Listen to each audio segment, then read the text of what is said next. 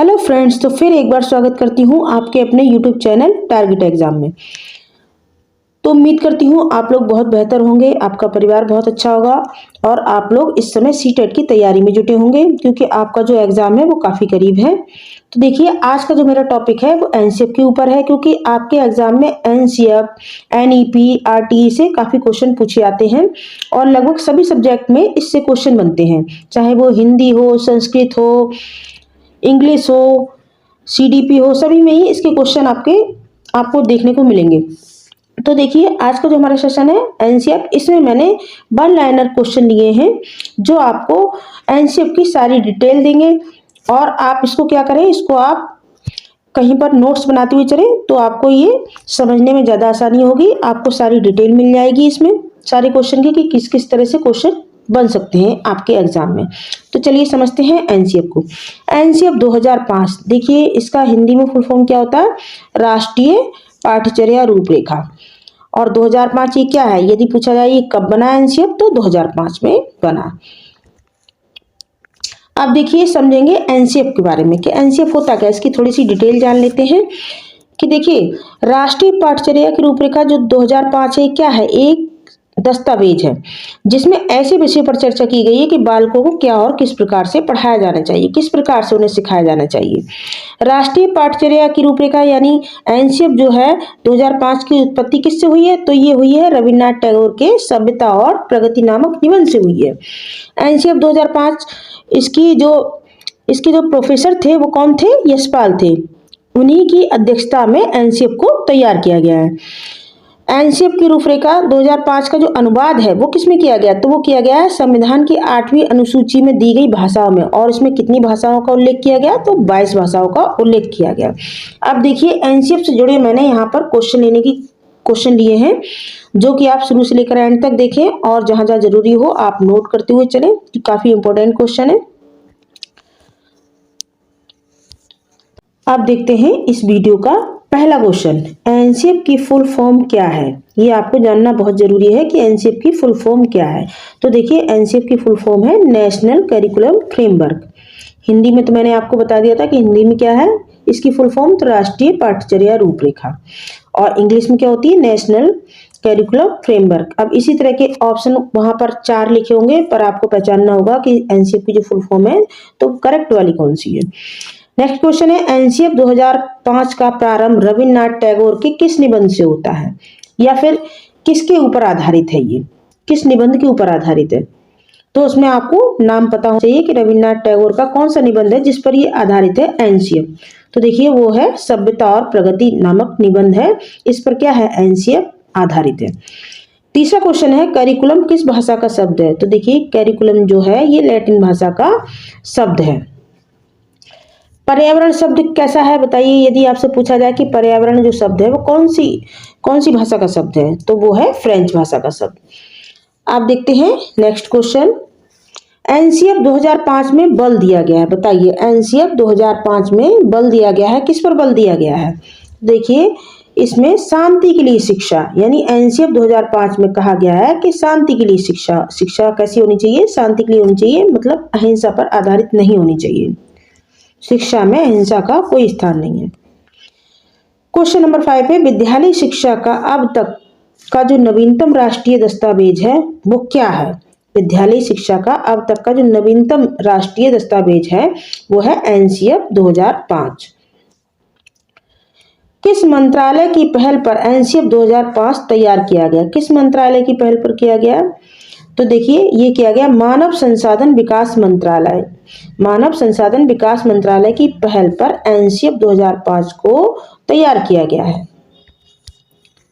Next question है, किसकी अध्यक्षता पर विद्वानों ने एनसीएफ 2005 को तैयार किया है। किसकी अध्यक्षता में होना चाहिए, यहाँ पर क्या होना चाहिए, किसकी अध्यक्षता में विद्वानों ने एनसीएफ को तैयार किया है। तो देखिए, प्रोफेसर यशपाल की अध्यक्षता में विद्वानों ने एनसीएफ को तैयार किया है। नेक्स्ट क्वेश्चन, यशपाल कमेटी में सदस्यों की संख्या कितनी थी। देखिए, ये भी बहुत मोस्ट इंपोर्टेंट है, सदस्यों की संख्या, तो सदस्यों की संख्या थी 38। नेक्स्ट क्वेश्चन, राष्ट्रीय पाठ्यचर्या की रूपरेखा 2005 के अनुसार एक शिक्षक की भूमिका कैसी होनी चाहिए? तो देखिए, राष्ट्रीय पाठ्यचर्या की रूपरेखा 2005 के अनुसार एक शिक्षक की जो भूमिका होती है वो सुविधादाता के रूप में होनी चाहिए, विद्यार्थियों के लिए एक सुविधादाता के रूप में होना चाहिए। आप देखते हैं क्वेश्चन नंबर 10, एनसीएफ 2005 के निदेशक कौन थे? तो देखिए, एनसीएफ 2005 के जो निदेशक थे वो थे प्रोफेसर कृष्ण कुमार। यहाँ पर देखिए पाल लिखा हुआ है, मैं यहाँ पर कुमार लिख दे रही हूँ। कौन थे? कृष्ण कुमार। अब देखते हैं क्वेश्चन नंबर 11, शिक्षा बिना बोझ के जो एनसीएफ 2005 का प्रमुख स्रोत है क्या है? कि पाठचर्या के बोझ को कम करना, यानी सिलेबस को कम करना। शिक्षा बिना बोझ के जो एनसीएफ 2005 का मुख्य स्रोत है कि पाठचर्या के बोझ को कम करना।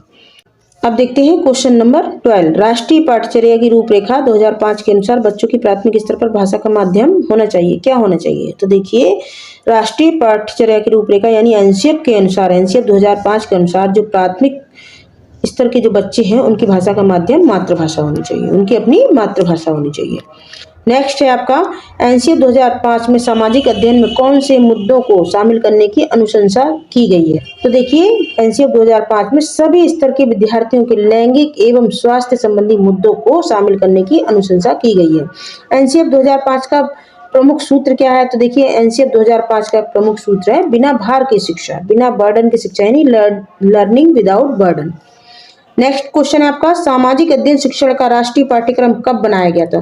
तो देखिए, सामाजिक अध्ययन शिक्षण का जो राष्ट्रीय पाठ्यक्रम था ये 2005 में बनाया गया था। नेक्स्ट क्वेश्चन है, एनसीएफ 2005 की जो कार्यशाला है वो कहाँ पर आयोजित की गई? तो ये की गई है एनसीईआरटी नई दिल्ली में की गई। कहाँ की गई है एनसीएफ 2005 की कार्यशाला? नई दिल्ली में।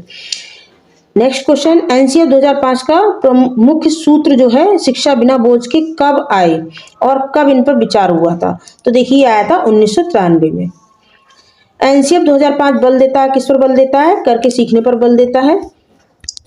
एनसीएफ 2005 के अनुसार बच्चों की गलतियां क्यों महत्वपूर्ण हैं? क्योंकि वह उन्हें समस्या को पहचानने में, समस्या को समाधान करने में सहायता करती हैं। राष्ट्रीय पाठ्यचर्या की भाषा का फार्मूला क्या था? तो देखिए, राष्ट्रीय पाठ्यचर्या की भाषा का जो फार्मूला था वो त्रिस्तरीय फार्मूला था। इसमें 3 भाषाओं का जिक्र है। देखिए, नेक्स्ट क्वेश्चन जो आपका है, प्रथम भाषा, द्वितीय भाषा तथा तृतीय भाषा, ये क्या है? ये त्रिस्तरीय फार्मूला है। ऑप्शन देखिए, प्रथम क्या है? हिंदी है, जो कि हमारी क्या है? राज्य की भाषा है। द्वितीय हमारी अंग्रेजी है, जो कि अंतर्राष्ट्रीय भाषा है। तीसरी जो स्थानीय भाषा, यानी बच्चे जहाँ से बिलोंग करते हैं वहाँ की भाषा, चाहे वो संस्कृत हो, तमिल हो, पंजाबी हो, वो स्थानीय भाषा कहलाती है।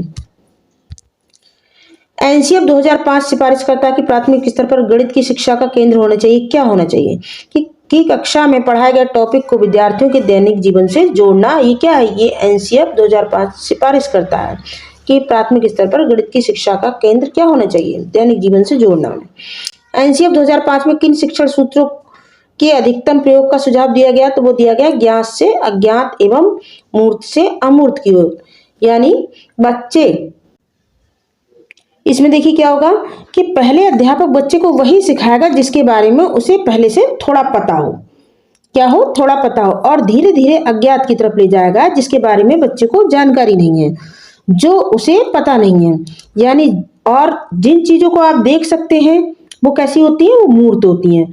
और अमूर्त कौन सी होती है? जिन्हें हम नहीं देख सकते हैं।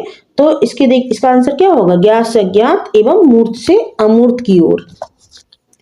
आप देखते हैं नेक्स्ट क्वेश्चन, एनसीएफ 2005 के अनुसार मार्गदर्शक सिद्धांतों में निहितार्थ है, क्या है? बताइए। तो देखिए, एनसीएफ 2005 के अनुसार ज्ञान को क्या करना है? स्कूल के बाहरी जीवन से जोड़ना है। ये इसके सिद्धांतों में, यानी एनसीएफ के सिद्धांतों में निहितार्थ है कि ज्ञान को स्कूल के बाहरी जीवन से जोड़ना। आप देखते हैं नेक्स्ट क्वेश्चन, एनसीएफ 2005 के अध्याय विद्यालय एवं कक्षा का वातावरण में बताया गया है, कैसा होना चाहिए? बताइए, एनसीएफ में जो विद्यालय का माहौल है, वातावरण है, वो कैसा होना चाहिए? तो देखिए, वातावरण के भौतिक एवं मनोवैज्ञानिक जो आयाम होते हैं वो अधिगम को प्रभावित करते हैं। आप देखेंगे क्वेश्चन नंबर 27। भारत में अब तक एनसीएफ का संचालन कितनी बार किया जा चुका है? तो देखिए भारत में अब तक एनसीएफ का जो संचालन है वो 4 बार किया जा चुका। कितने बार? 4 बार। देखिए ये प्रथम बार 1975 में हुआ था, और दूसरी बार 1988 में, और तीसरी बार 2000 में, और इसके बाद जो आया है वो 2005 है, जिसके बारे में आप पढ़ रहे हैं एनसीएफ 2005। यानी भारत में अब तक एनसीएफ का जो संचालन है वो कितनी बार किया जा चुका है? 4 बार। आप देखते हैं नेक्स्ट क्वेश्चन। राष्ट्रीय पाठ्यचर्या 2005 प्रारंभ करने के लिए कितने फोकस समूह बनाए गए हैं? तो देखिए इसके लिए 21 फोकस समूह बनाए गए थे। कितने बनाए गए थे? एनसीएफ 2005 प्रारंभ करने के लिए 21 फोकस समूह बनाए गए थे। एनसीएफ 2005 का निर्माण कितनी भाषाओं में किया गया? तो इसका निर्माण 22 भाषाओं में किया गया है, और जिनका जिक्र किसमें है? 8वीं अनुसूची में। एनसीएफ 2005 को अभी तक कितने राज्यों में लागू किया गया है? तो इसे 17 राज्यों में लागू किया गया है। नेक्स्ट है आपका एनसीएफ 2005 की भाषा संबंधी समस्या का समाधान किसके द्वारा किया गया था? तो ये किया गया था नामवर सिंह के द्वारा। इन्होंने भाषा संबंधी समस्या का समाधान किया था। एनसीएफ 2005 के अनुसार पंचायती राज का मूल आधार कौन सा है? तो ये है पूरकता का सिद्धांत, जो कि पंचायती राज का मूल आधार है।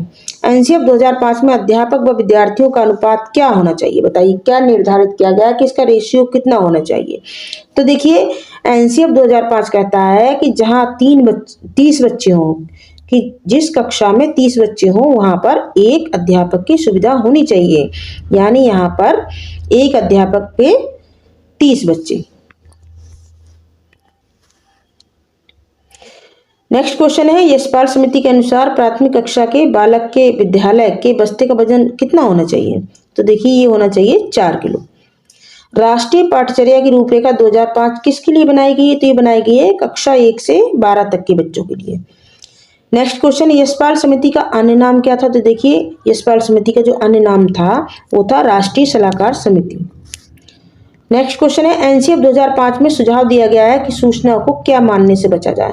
कि सूचना को क्या मानने से बचा जाए? तो सूचना को ज्ञान मानने से बचा जाए। नेक्स्ट क्वेश्चन पाठ्यक्रम निर्माण की आवश्यकता क्यों है?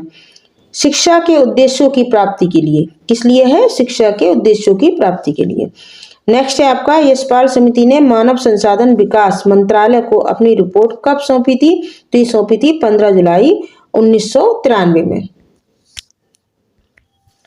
एनसीएफ 2005 का उद्देश्य क्या है? देखिए एनसीएफ 2005 का उद्देश्य है बच्चों का सर्वांगीण विकास करना, यानी चहुमुखी विकास करना। नेक्स्ट क्वेश्चन एनसीएफ 2005 में क्या बताया गया? तो देखिए एनसीएफ 2005 बताता है कि किस तरह से सपनों के भारत को धरातल पर उतारा जाए, कि सपनों के भारत को धरातल पर उतारने की युक्ति किस तरह से की जाए। क्वेश्चन नंबर 42 है एनसीएफ 2005 के अनुसार सीखना है। एनसीएफ 2005 के अनुसार सीखना है, देखिए क्या है एनसीएफ 2005 के अनुसार सीखना? मानसिक विकास है, शिल्पकला है, शिल्पकला केंद्र है एवं व्यवसायिक शिक्षा है। इस माध्यम से हम बच्चों को शिक्षा दे सकते हैं। एनसीएफ 2005 में किस परीक्षा के संबंध में सुधार के लिए सुझाव दिए गए हैं? तो एनसीएफ 2005 में कक्षा 10वीं की परीक्षा के लिए सुझाव दिए गए हैं, क्योंकि यह परीक्षा कैसी है? ऐच्छिक है। नेक्स्ट क्वेश्चन यदि बच्चे फेल होते हैं तो वो दर्शाते हैं, क्या दर्शाते हैं? तो वो स्कूल की असफलता को दर्शाते हैं यदि बच्चे फेल होते हैं। नेक्स्ट क्वेश्चन जो कि इस वीडियो का लास्ट क्वेश्चन है एनसीएफ 2005 के अनुसार सीखना क्या है? तो देखिए एनसीएफ 2005 के अनुसार जो सीखना है वो ज्ञान के निर्माण की एक प्रक्रिया है। Thanks for watching. वीडियो आपको अच्छा लगा हो इसे ज़्यादा से ज़्यादा शेयर करें, चैनल को सब्सक्राइब करें। मिलते हैं कल एक नई वीडियो में। Thank you.